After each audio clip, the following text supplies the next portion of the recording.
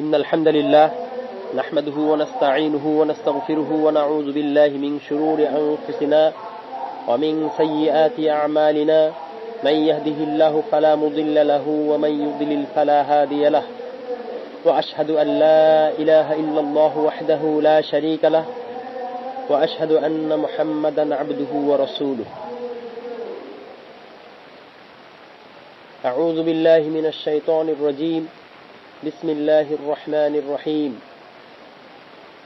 قل هو الله أحد الله الصمد لم يلد ولم يولد ولم يكن له كفوا أحد الحمد لله দারসুল ঈমানের গত পর্বে আমরা আলোচনা করেছিলাম ঈমান এবং ঈমানের সাথে সংশ্লিষ্ট কিছু বিষয়। আজকে আমরা ইনশাআল্লাহ আলোচনা করব ঈমানের শর্ত বলতে কিছু আছে কি নাই, না আসলে ঈমানের শর্ত বলে যে কথাটা আছে সেটা বলতে আসলে কি বোঝায়। আমরা তো জানি যে শর্ত কি। শর্ত হচ্ছে যেটা ছাড়া সংশ্লিষ্ট আমলটা করা যায় না, সেটাই শর্ত। আর যেটা থাকলে সংশ্লিষ্ট আমলটা করতে হবে এমন কোনো কথা নাই। যেমন ওযু শর্ত, সালাত হচ্ছে সংশ্লিষ্ট আমল বা কাঙ্ক্ষিত আমল। তাহলে এখানে ওযুটা মূল আমল না, এখানে মূল আমলটা হচ্ছে সালাত, কিন্তু এই সালাত আদায় করার জন্য ওযু করতে হবে। ওযু ছাড়া সালাত আদায় করা যাবে না। তবে সালাত আদায় না করলে, তবে আপনার ওই ওযু করলেও কোনো কারণে কেউ ওযু এমনিও করতে পারে। ওযু করলে সালাত আদায় করা জরুরি হয় না, তবে ওযুর পরে সালাত আদায় করা ভালো। এখন ঈমানের শর্ত, এই ঠিক ঈমানের শর্ত বা এইভাবে হয়তো সরাসরি কোন আয়াতে বা হাদিসে হয়তো এইভাবে পাওয়া যাবে না, কিন্তু কেন ঈমানের শর্ত বলা হয়? যে ঈমান গ্রহণের পূর্ব মুহূর্তে বা ঈমান গ্রহণের আগেই এমন কিছু বিষয় আছে যেগুলো বিবেচনায় রাখতে হয়,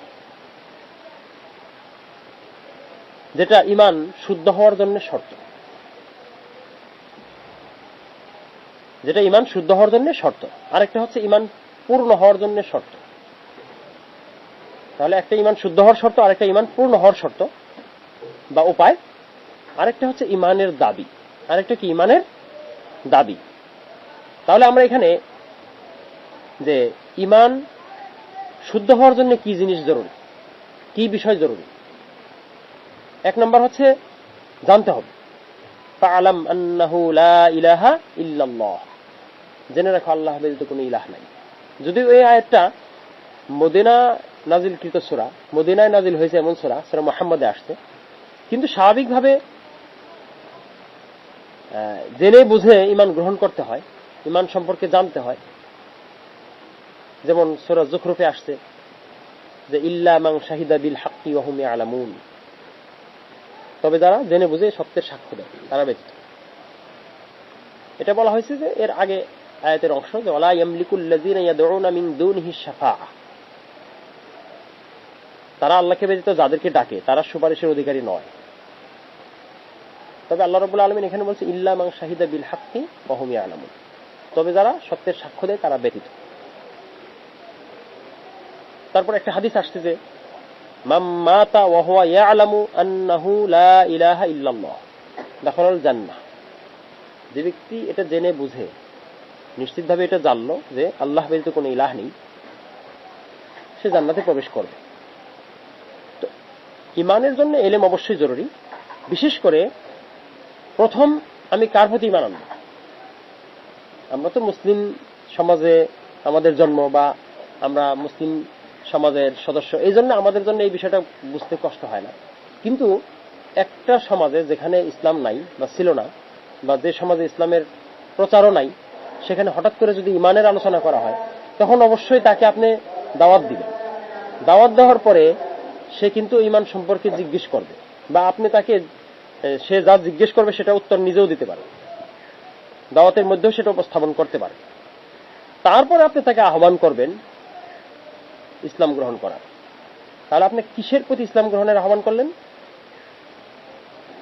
একটা বিষয়ের প্রতি। সেটা কি?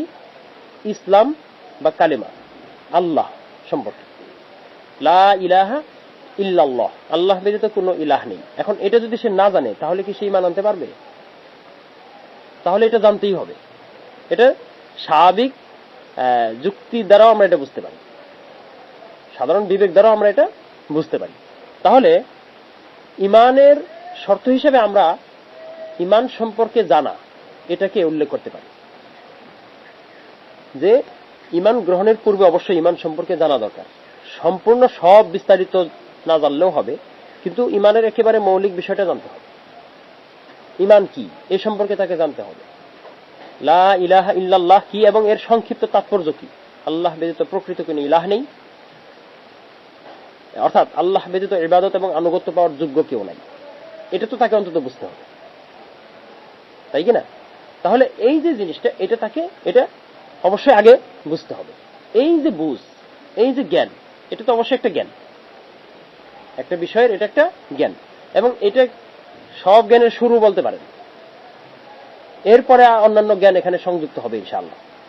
তো যাই হোক, আমরা যেটা বলছি যে কোনো ব্যক্তি স্বাভাবিকভাবে ঈমান গ্রহণের পূর্বে তাকে ঈমান সম্পর্কে জানতেই হবে, ঈমানের বিষয় সম্পর্কে তাকে জানতেই হবে। রাসূলুল্লাহ সাল্লাল্লাহু আলাইহি ওয়াসাল্লামকে অনেকে প্রশ্ন করেছেন এই বিষয়ে, তিনি উত্তরও দিয়েছেন, তারা সেটা গ্রহণ করেছে। বা সাহাবায়ে কিরাম যখন দাওয়াত দিয়েছেন তখন তারা আরো জানার জন্য চেষ্টা করেছে। কিংবা এই যে সাহাবায়ে কিরাম দাওয়াত দিলেন, যে বিষয়টা দাওয়াত দিলেন এবং যেটা তারা শুনলো, এটাই কিন্তু তারা জ্ঞান, তাদের জ্ঞান অর্জন হইল। প্রাথমিকভাবে তারা এটা জ্ঞান অর্জন করেছে। তো ঈমান গ্রহণের জন্য বিস্তারিত ঈমানের যে আলোচনা, কিংবা আমরা যেটা শাস্ত্র বলি তাওহীদ, বা তাওহীদের বিস্তারিত আলোচনা, প্রকারভেদ কিংবা আকীদার বিস্তারিত আলোচনা, সেটা জরুরি না, সেটা পর্যায়ক্রমে লাগবে। ঈমান গ্রহণের আগে সবগুলো দরকার নাই। একজন ব্যক্তি শুধু এটুকু জানলেই যথেষ্ট যে আল্লাহ ব্যতীত প্রকৃত কোনো ইলাহ নেই, এটার স্বীকৃতি দেওয়া দরকার, জেনে বুঝে। এবং সে এইটুকু বুঝলো যে জীবনের সকল ক্ষেত্রে আল্লাহকেই মানতে হবে, আল্লাহর বিপরীতে কাউকে মানা যাবে না, এটুকু সে বুঝলো, তাহলেই তার ঈমান গ্রহণের জন্য যথেষ্ট হবে। এবং এটাকে আমরা অবশ্যই শর্ত হিসাবে উল্লেখ করতে পারি, কারণ এটা না হলে হচ্ছে না। এতটুকু না জানলে আসলে ঈমান আনা হয় না, এক নম্বর।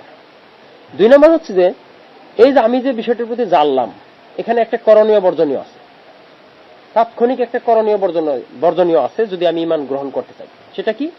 লা ইলাহা ইল্লাল্লাহ, কোনো ইলাহ নেই আল্লাহ ছাড়া, প্রকৃত কোনো ইলাহ নাই আল্লাহ ছাড়া। এই যে এখানে আমরা বললাম লা ইলাহা, নাই কোনো ইলাহ, প্রকৃত ইলাহ, খালি করে নিলাম। যেমন আল্লাহ বলছেন ফামাই ইয়াকফুর বিত-তাগুত, যে ব্যক্তি তাগুতের প্রতি কুফরি করে, ওয়া ইউমিন বিল্লাহ, এবং আল্লাহর প্রতি ঈমান আনে, ফাকাদ ইসতামসাকা বিল উরওয়াতিল উসকা লা ইনফিসামা লাহা, সে এমন একটি শক্ত হাতল ধারণ করলো যা ভাঙবে না। তাহলে জ্ঞান অর্জনের পাশাপাশি কালেমার যে প্রথম অংশ লা ইলাহা, এটার তাৎপর্য হচ্ছে তাগুতকে অস্বীকার করা। তাগুত কি? সংক্ষেপে আমরা তাগুত সম্পর্কে বিস্তারিত আলোচনা করবো ইনশাআল্লাহ, কিন্তু তাগুত কি সংক্ষেপে? তাগুত হচ্ছে আপনার আল্লাহ ব্যতীত যারই ইবাদত, উপাসনা, আনুগত্য করা হয়, পূজা করা হয়, সেই তাগুত। এটা ব্যক্তি, বস্তু কিংবা বিষয় যাই হোক না কেন। তাহলে আল্লাহর প্রতি ঈমান রাখতে হবে, তার প্রতি বিশ্বাস স্থাপন করতে হবে, তারই আনুগত্য করতে হবে, তারই ইবাদত করতে হবে, তাকে ছাড়া যাকে এটা করা হবে, এই কাজটা যাকে দেওয়া হবে, অর্থাৎ এই যাকে দেওয়া হবে এটা হলো তাগুত, সে হচ্ছে কি তাগুত সংক্ষেপে। এখন এটা শাসক হইতে পারে, বিচারক হইতে পারে, ব্যক্তি হইতে পারে, দরবেশ হইতে পারে, পীর হইতে পারে, যদি সে আল্লাহ ছাড়া অন্যের মানে আল্লাহকে বাদ দিয়ে নিজের ইবাদত চায় বা নিজের হুকুম প্রয়োগ করতে চায় এবং মানুষও তার অনুসরণ করে, এটা মূর্তি, কবর, যে কোনো কিছু হতে পারে। তো এই জন্যে আল্লাহ ব্যতীত যত প্রকার আলিহা আছে, ইলা আছে, রব আছে, বাতিল রব আছে, বাতিল ইলা আছে, সবগুলোকে অস্বীকার করতে হবে। অন্যত্র আল্লাহ রাব্বুল আলামিন বলেন আল্লাযীনা ইয়াজতানিবুনা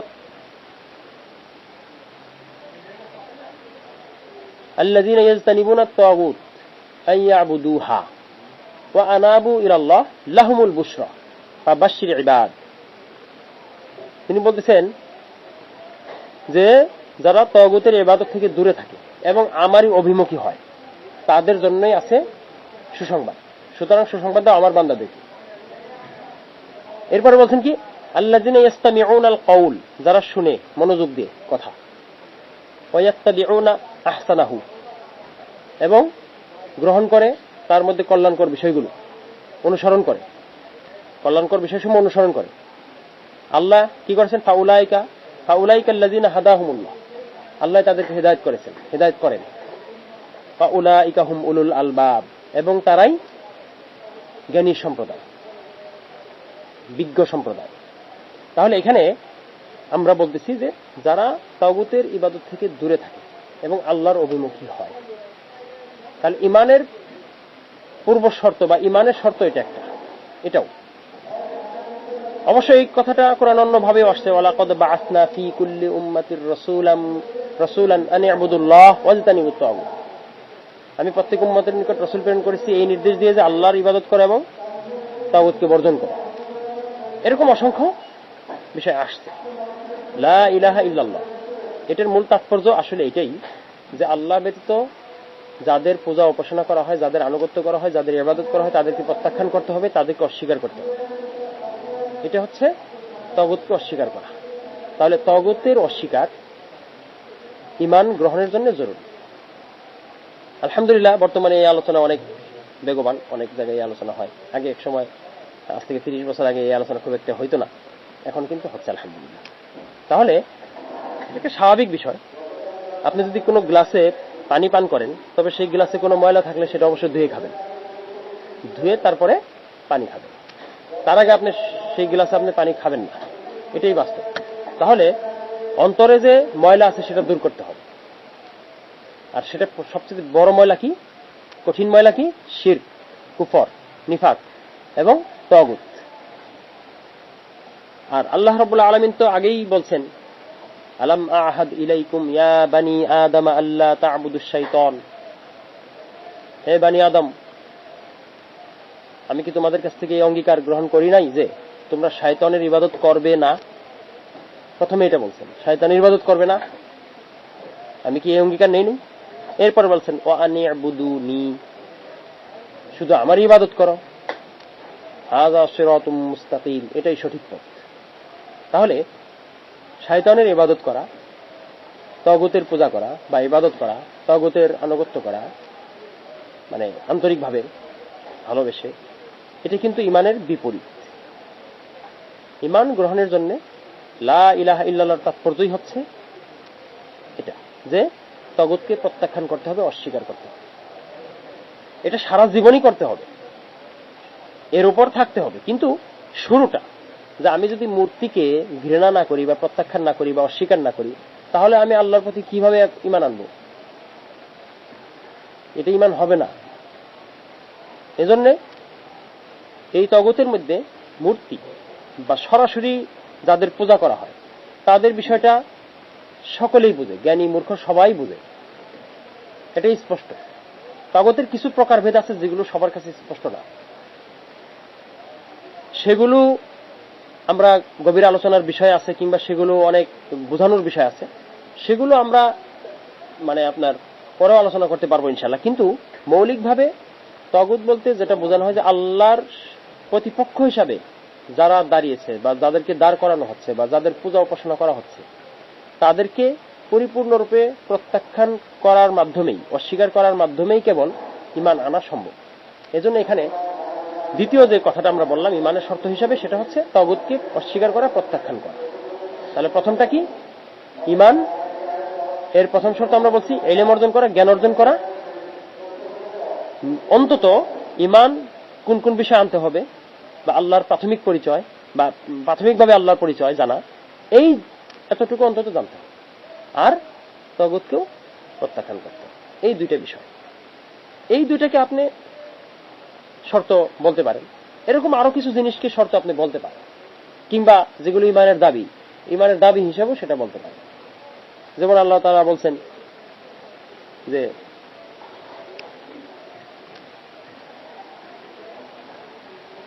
সন্দেহ মুক্ত থাকে। কোন সন্দেহ?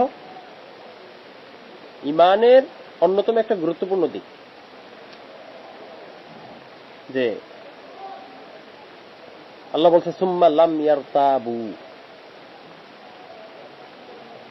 যারা ইন্নামাল মুমিনুনা আল্লাযীনা আমানু বিল্লাহি ওয়া রাসূলি সুম্মা লাম ইয়ারতাবু, নিশ্চয় মুমিন তো তারাই যারা ঈমান আনে আল্লাহ এবং তার রাসূলের প্রতি, অতঃপর এতে সন্দেহ করে না এবং এতে সন্দেহ করে না। অর্থাৎ এখানে দ্বিধা সংকোচ যদি থাকে যে মূর্তি কি ঠিক নাকি আল্লাহ ঠিক, মূর্তি পূজা কি বাদ দিতে হবে, মানে এরকম দ্বিধা থাকলে কিন্তু হবে না। প্রাথমিকভাবে ঈমানের জন্য এই দ্বিধাটা কি করতে হবে, দূর করতে হবে, এই সন্দেহ দূর করতে হবে। সন্দেহ মুক্ত হয়ে দ্বিধাহীন চিত্তে আল্লাহ রাব্বুল আলামিনের মানে তাওহীদের ঘোষণা দিতে হবে। এটা হচ্ছে কি এখানে মূল একটা বিষয়। তো লা ইলাহা ইল্লাল্লাহ কেউ পাঠ করলো কিন্তু তার মধ্যে বাতিল ইলাহের প্রতি ভালোবাসা আছে বা বাতিল ইলাহকে অস্বীকার করার ব্যাপারে তার সন্দেহ আছে, তাহলে কিন্তু এটা হয় নাই, তাহলে ঈমানটা হয় নাই। তাকে কি করতে হবে, নিঃসংকোচে মানতে হবে। তবে হ্যাঁ, মানুষের মধ্যে কিছু কিছু মানুষের মধ্যে এটা দুর্বলতা থাকতে পারে, কিন্তু এই দুর্বলতাটা সে কি তাকে দ্রুত কাটিয়ে উঠতে হবে। সন্দেহমুক্তভাবে আল্লাহ রাব্বুল আলামিনের প্রতি বিশ্বাস স্থাপন করতে হবে, দ্বীনের সকল বিষয়ে বিশ্বাস স্থাপন এবং তার অনুসরণ করতে হবে। এরপরে যে বিষয়টা সেটা হচ্ছে আনুগত্য। আনুগত্যটা আপনি যদি বলেন যে শর্ত এই অর্থে যে আমি যখন জানলাম যে একমাত্র ইলাহ আল্লাহ আর সকল ইলাহ হচ্ছে বাতিল, তখন তো আমার মধ্যে আনুগত্য আসতে হয় অন্তরে। আনুগত্য আসলে আমি কি করতে পারি, ওই বাতিল ইলাহগুলোর প্রতি অবাধ্য হইতে পারি আর আল্লাহর প্রতি অনুগত হইতে পারি। তাহলে এখানে এই অর্থে এটাকে শর্ত বলা যায় যে প্রাথমিকভাবে গ্রহণ করতে গেলে নিজের অন্তরকে পরিপূর্ণরূপে খালেস করে একনিষ্ঠভাবে আল্লাহর আনুগত্য আনতে হবে অন্তরে। একজন মানুষ খুব সহজেই সকল বিষয়ে আল্লাহর আনুগত্য করতে পারে না, এটার জন্য বহু সময়, শ্রম, মেধা এবং চেষ্টা প্রচেষ্টার দরকার, ধৈর্যের দরকার, সাধনার দরকার। এখানে আমরা এই ব্যাপক অর্থে বা বিস্তৃত যে আনুগত্য সেটা বলতেছি না, এখানে আমরা এই অর্থে আনুগত্য বলতেছি যে আল্লাহর আনুগত্যে তার অন্তর ঝুঁকে পড়তে হবে। ঠিক একইভাবে একনিষ্ঠ হওয়া, শুধুমাত্র এক আল্লাহর জন্যই একনিষ্ঠা, এটা সারা জীবনই লাগবে, এটা ঈমানের দাবি। কিন্তু এই ঈমানের শুরুতেই এই বিষয়টা দরকার আছে, ন্যূনতম এই বিষয়টাও কিছুটা হলে দরকার আছে যে একনিষ্ঠ হয়ে ওমা উমিরু ইল্লা লিয়াবুদুল্লাহ মুখলিসিনা লাহুদ্দীন, তাদেরকে এই নির্দেশ দেওয়া হয়েছে যে তারা আল্লাহর আনুগত্যে বিশুদ্ধ চিত্ত হয়ে তার ইবাদত করে। এখন এই যে বিষয়গুলো আমরা বললাম, এগুলোর প্রথম দুইটি তো পরিষ্কার, পরের গুলো আপনার ঈমানের সাথে সাথে চলতে হবে, থাকতে হবে। তবে এটার যে প্রথম রূপটা যেটা ঈমান গ্রহণের জন্য জরুরি, সেটা অবশ্যই লাগবে, সেটাকে আমরা এখানে শর্ত হিসেবে উল্লেখ করতেছি বা অনেকে এটাকে শর্ত হিসেবে উল্লেখ করতেছি। যদিও আমরা আগেই বলছি যে কিছু আছে এখানে ঈমান শুদ্ধ হওয়ার শর্ত, যেটা না হলে ঈমান শুদ্ধই হবে না, আর কিছু আছে ঈমান পূর্ণ হওয়ার শর্ত, যেগুলো একজন ঈমানদার ব্যক্তির সারা জীবন প্রয়োজন। আর কিছু আছে ঈমানের দাবি, যেগুলো ঈমানের দাবিদার ব্যক্তির পালন করতে হবে এই বিষয়গুলো। তাহলে আল্লাহ রাব্বুল আলামিনের প্রতি ভালোবাসা, রাসূলুল্লাহ সাল্লাল্লাহু আলাইহি সাল্লামের প্রতি ভালোবাসা, এই বিষয়গুলো কিন্তু এর অন্তর্ভুক্ত। এই বিষয়গুলো এর অন্তর্ভুক্ত। তাহলে আমরা যে কটা পড়ব এরপরে হচ্ছে ভালোবাসা। তাহলে আল্লাহর প্রতি ভালোবাসা, এই ভালোবাসা থাকতে হবে, নাহলে কোনো ব্যক্তি কিভাবে ঈমান আনবে। কিন্তু এই ভালোবাসাটা চিরজীবন লাগবে। আমরা যে কটা পয়েন্ট এখানে বলছি, আরো অনেক পয়েন্ট আপনি দিতে পারবেন, কিন্তু মৌলিকভাবে যে এগুলো শুরুতেও যেমন দরকার, শুরুতে হয়তো ক্লাস 1-এর লেভেলে দরকার, যেটা না হলে আপনি ক্লাস 1-এ ভর্তি হতে পারবেন না, ছাত্রই হতে পারবেন না, সেই লেভেলের দরকার। এরপরে এটা সারা জীবন বৃদ্ধি করতে হবে, এটা সারা জীবন বৃদ্ধি করতে হবে, মৃত্যু পর্যন্ত এটা চলমান রাখতে হবে এবং বৃদ্ধি করতে হবে। এই প্রত্যেকটা জিনিস, ইলম, তাগুত বর্জন, আল্লাহকে ভালোবাসা, আল্লাহ এবং তার রাসূলের আনুগত্য, নিঃসংকোচ দ্বিধাহীন চিত্তে ঈমানকে গ্রহণ করা, আমল করা, আল্লাহর আনুগত্য করা, রাসূল সাল্লাল্লাহু আলাইহি ওয়াসাল্লামের তরিকা মোতাবেক চলা, সন্দেহ পোষণ না করা দ্বীনের কোনো বিষয়ে। এই যে বিষয়গুলো আমরা বললাম, এই সবগুলো বিষয়ই শুরু আছে, এগুলোরও পর্যায়ক্রমিক প্রবৃদ্ধি আছে এবং এগুলোর একটা চূড়ান্ত রূপও আছে, সর্বশেষ মৃত্যু পর্যন্ত দেখতে হবে একজন ব্যক্তি তার জীবনের সাথে এটা সম্পৃক্ত। কারণ ঈমান তো সবসময়ই রাখার বিষয় এবং এটা ধারাবাহিকতার বিষয় এবং এটা বৃদ্ধির বিষয়, পূর্ণতার বিষয়। তাহলে এটা কোনো ব্যক্তির ঈমান পূর্ণ হয়েছে কিনা এটা মৃত্যুর আগ পর্যন্ত বোঝা যায় না, এটা মৃত্যুর আগ পর্যন্ত বলা যায় না।